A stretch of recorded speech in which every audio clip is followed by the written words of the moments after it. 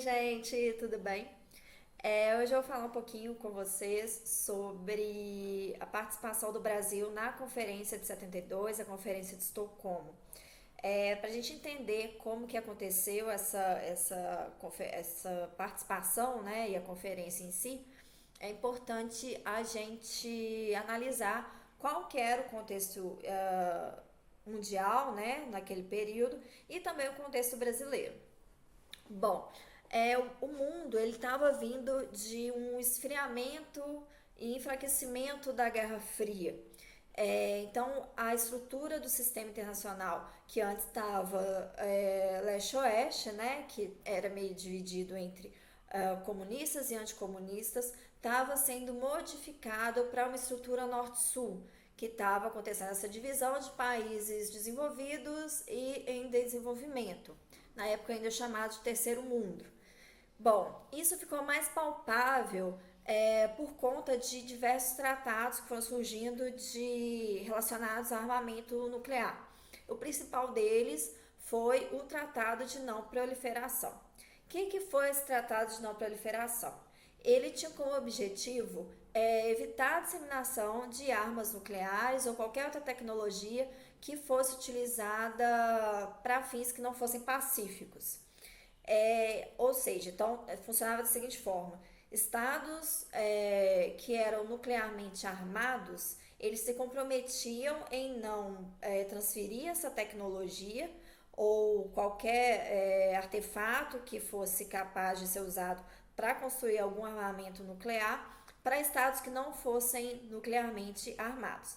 E o estado que aderisse a esse tratado, ele, se fosse, né, no caso, se fosse um estado não nuclearmente armado, ele se comprometia a não receber transferência ou qualquer artefato que pudesse ajudá-lo na construção de algum armamento nuclear. É interessante a gente observar aqui que os estados nuclearmente armados da época eram justamente Estados Unidos, Grã-Bretanha, França, a União Soviética e a China, justamente os estados que compõem o Conselho de Segurança da ONU. Nesse mesmo período, uma série de acontecimentos ambientais acabou aflorando, e isso era mais voltado por conta da quantidade e intensidade de acidentes ambientais que estavam acontecendo ali. Alguns deles ficaram bem conhecidos, como a intoxicação de pescadores por mercúrio no Japão. Teve também um naufrágio de um petroleiro na costa inglesa e francesa, além também da quantidade de poluição que estava sendo observada. E essa poluição acabou intensificando muito mais as chuvas ácidas que aconteceram naquele período. Todo esse desgaste ambiental ele gerou diversas denúncias na comunidade científica e acadêmica. E isso acabou auxiliando na elaboração de alguns estudos ambientais na época, como eu posso citar aqui: Primavera Silenciosa, da Rachel Carson, que foi em 62, teve também a Tragédia dos Comuns, que é desse período do Hardin, em 68, e também Os Limites do Crescimento, que foi em 72, feito pelo Clube de Roma. Focando aqui um pouquinho nos limites do crescimento, eu acho que ele foi um dos mais visados naquela época, principalmente porque ele serviu de base para a argumentação dos países desenvolvidos. O que foi esse relatório? O Clube de Roma era um clube europeu que tinha como membro diversas personalidades da área científica, da área industrial, e isso acabou criando uma certa elite, sabe, do Clube de Roma. E aí eles encomendaram um relatório para o MIT e o grupo de pesquisa de lá fez esse relatório utilizando projeções matemáticas. Eles viram que se a humanidade continuasse nesse mesmo nível de uso de recursos naturais e de crescimento populacional, o sistema iria entrar em colapso. O grande problema deste relatório foi justamente focar esse colapso nos países de terceiro mundo.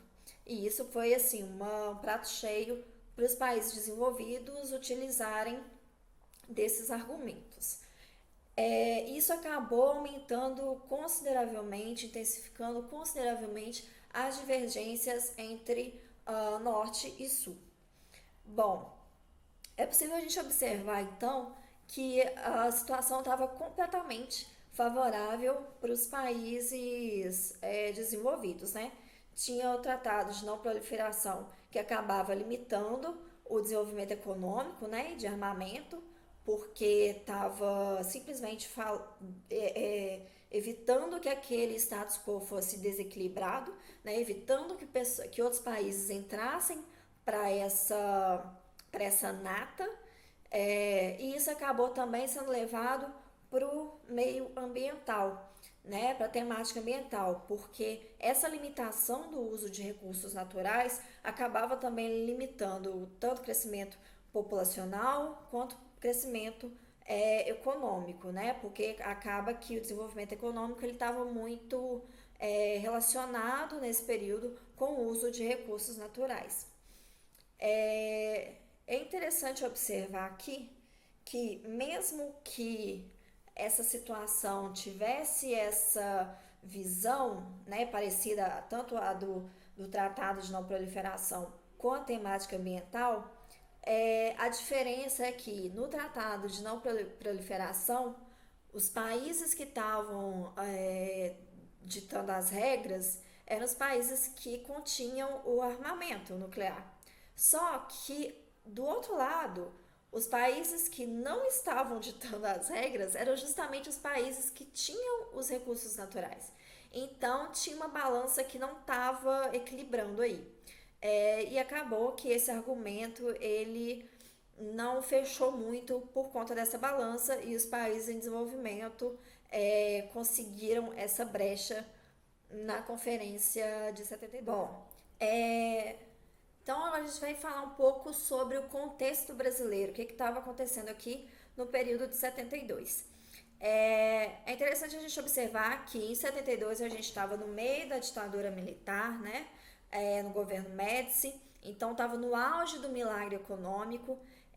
Ao mesmo tempo que a gente estava nesse auge do milagre econômico, a gente também estava numa grande repressão, e essa grande repressão ela acabava influenciando a opinião pública, né, do Brasil, como, por exemplo, a questão da violação dos direitos humanos, o descaso social e ambiental. Nesse mesmo período, o Brasil estava investindo muito em políticas de obras públicas, através de construções gigantes, como, por exemplo, Ponte Rio-Niterói, usina de Itaipu, a Transamazônica, o Projeto Rondon. Então, o Brasil estava trilhando um caminho para se tornar uma grande potência. Era esse o objetivo do Brasil. Acaba que a política externa brasileira também estava voltada para isso. Então, aqui, a questão da diplomacia, ela já era uma diplomacia de interesse nacional, que é conhecida como DIN.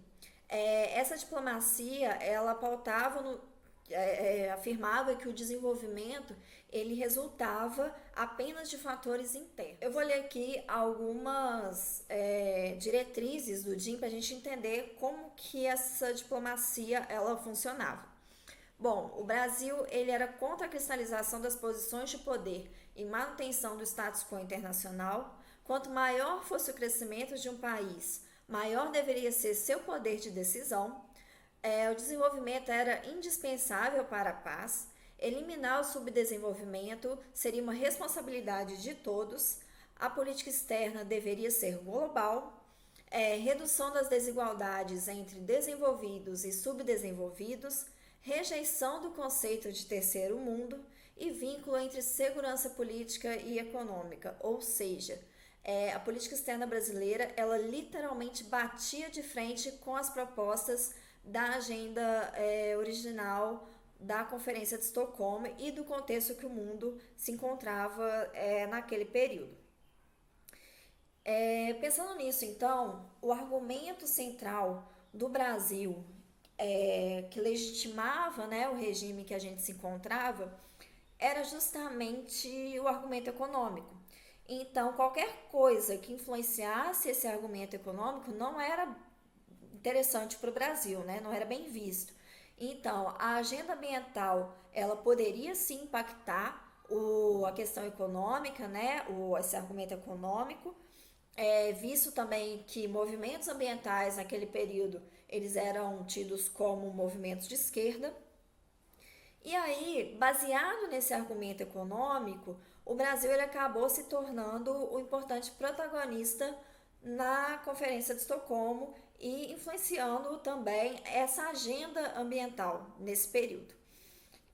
Então, chefiado pelo diplomata Miguel Osório, o Brasil ele começou a recrutar outros países. E isso foi feito durante as conferências que antecediam a Conferência de Estocolmo, né, algumas reuniões e conferências preparatórias, em que o Miguel Osório ele colocava argumentos bem coerentes com o que estava acontecendo naquele período. Alguns argumentos que o Miguel Osório usava nesse período dessas conferências, né, que antecediam a Conferência de Estocolmo, tinha como base principalmente responsabilidade ambiental. Então, as diferenças de ser responsabilidade ambiental. Se eu sou um país desenvolvido e eu já utilizei recursos naturais suficientes para ser desenvolvido, então eu tenho sim uma responsabilidade ambiental. Mas se eu sou um país em desenvolvimento, eu tenho que atrelar o meu crescimento econômico junto com a minha responsabilidade ambiental.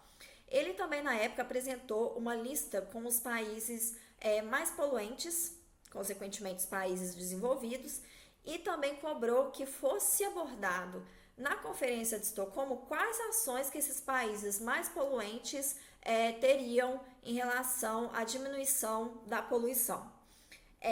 Além disso, ele também, afrontoso que só, ele fazia... comparou que se vocês querem que a gente compartilhe os nossos recursos naturais, visto que, né, a maioria dos recursos naturais estavam todos no sul, se vocês querem que a gente compartilhe dos nossos recursos naturais, tudo bem, eu entendo. Mas aí também vai ter que compartilhar poder econômico, produtividade industrial e controle financeiro. Vocês acham isso inviável? Então a gente também acha inviável a gente compartilhar recursos naturais, né? Isso foi muito voltado principalmente porque a questão da floresta amazônica estava muito em alta para ser utilizada como um bem comum, né? Um bem comum e um recurso natural compartilhado por todos. Bom, concomitantemente à questão ambiental, né, e a questão econômica, entrava aí também um impasse argentino.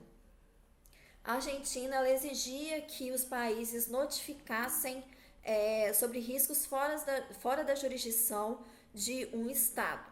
E esse impasse com a Argentina vinha de antes da Conferência de Estocolmo, porque o Brasil queria construir, né, a usina de Itaipu, utilizando como potencial hidrelétrico o Rio Paraná, que fazia divisa também com a Argentina, mas não queria fazer essa questão da notificação.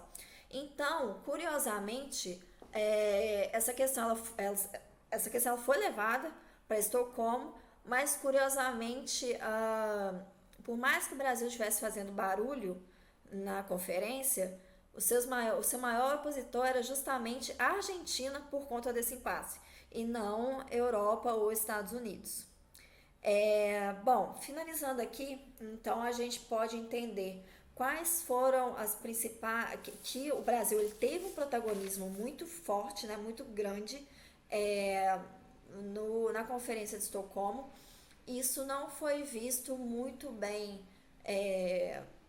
de certa forma, com bons olhos, né? A opinião pública não via isso com bons olhos. O autoritarismo do Brasil acaba que estava sendo muito levado para o ambiente internacional. Bom, para finalizar então, foi uma importante conferência para a área ambiental.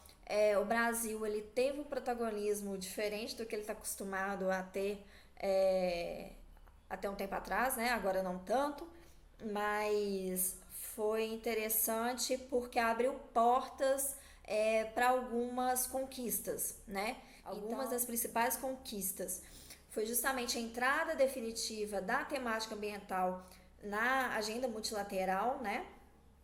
E abrindo também caminho para futuras negociações sobre meio ambiente. Teve também a criação do PNUMA, que é o Programa das Nações Unidas para o Meio Ambiente. Estímulo também à criação de órgãos específicos de meio ambiente nos países que não tinham. Um caso, por exemplo, é justamente o Brasil, né? Alguns anos depois, ainda na ditadura militar, o Brasil ele criou uma secretaria voltada para tratar essas temáticas ambientais, e um fortalecimento de organizações não governamentais e um aumento da participação da sociedade civil em questões ambientais. Eu espero que vocês tenham gostado. Beijos!